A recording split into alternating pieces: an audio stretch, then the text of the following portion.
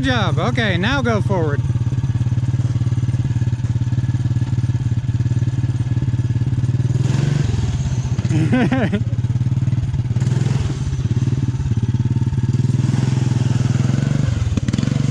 Oh, we got into it a bit.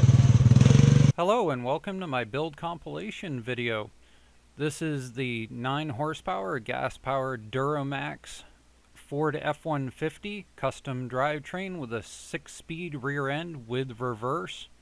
Now, as you can see, it started off as just a regular standard Power Wheel I bought for 20 bucks off the next door neighbor's kid.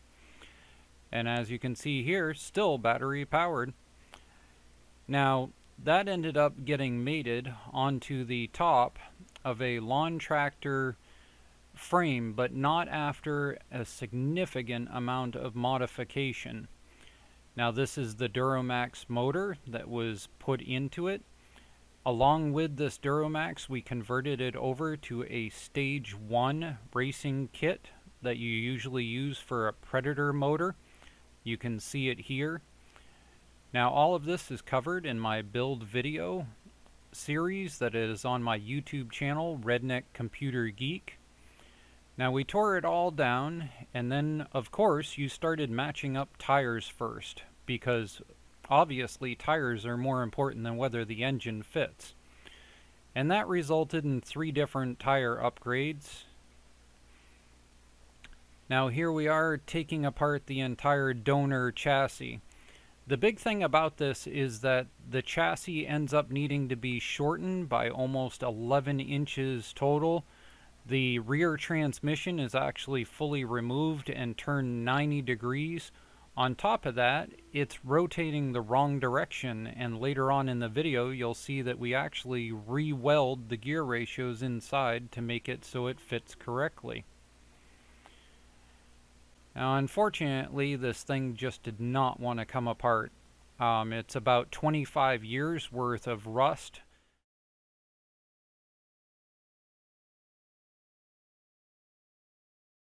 Before I purchased it. Don't let the tires on the front fool you. I just swapped those on long enough to actually move it around the yard before tearing it apart. So we're going to get this down a little bit further. I'm trying in this part of the video to leave the steering system as intact as possible. And there we are. Now, as you'll see, this is the test fit. And obviously the tires on the front are lining up, but the rear being too long, it doesn't line up anymore, which we'll address later. And another test fit after shortening. Now, the transmission on these stock spins the wrong direction, and I cover further in another video how to rotate this transmission spin. But the long story short is basically you have 2 input gears that get flipped, and then one gets sanded down, pressed on, pressed in place, and then welded. And from there, the transmission spins as if it had 6 reverse gears and 1 forward, but works once you put it in the chassis. Now, what I did here was I welded in a cross brace before I chose to slice off the rear end with a grinder, and then started working on mounting the transmission at 90 degrees. Now, I had to weld in some extension plates, bring it down, and then later on sort out the braking system, which ended up working as just a regular standard pull e-brake system with a rod going forward to the front. And there we are. You can see the chassis is now shortened up. Everything's been brought back to where it ought to be. And the wheel wells now line up to where they should be. Now, here's a test fit of the exhaust system. Just a regular standard hot dog exhaust. And our Stage 1 intake with a silicone added. Good job.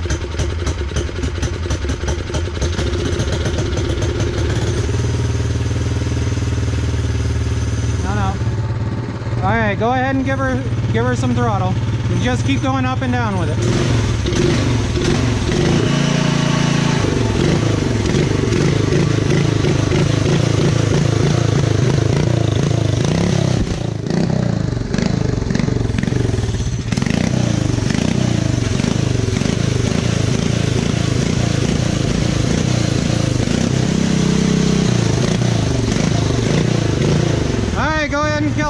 Show them how. So for those of you that would like, here's a couple of closer shots of the drivetrain and the steering left in place. Now as I come around on this, what you'll see is it's got a centrifugal clutch that's mounted to the back of the engine, and from there that goes down through to a drive shaft. Right now it's a 1-to-1 ratio that I'll be upping soon in order to get more towards about 15 miles per hour. The current setup does about 10 in top speed. And here's a little bit more so that you can see where the brakes are mounted. Now a couple of other testing photos. We had to figure out exactly where it was the steering wheel went, and so that requires a little horsing around. Now what I did was I used a universal extension that came from Go Power Sports in order to set up this hub. And the extension shaft put in place. The steering was welded in, along with the gear shifter you can see to the right and the ignition control to the left.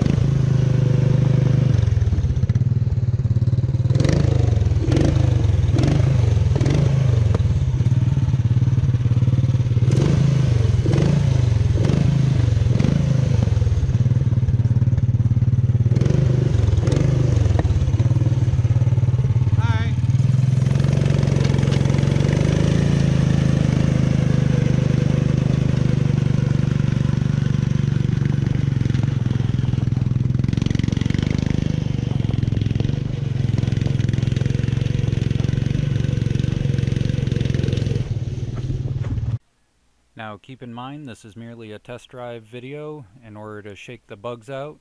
Later on we'll be dropping it into some mud, we'll be setting it up for yard work, and just generally letting the kids thrash it around the yard. Stay tuned.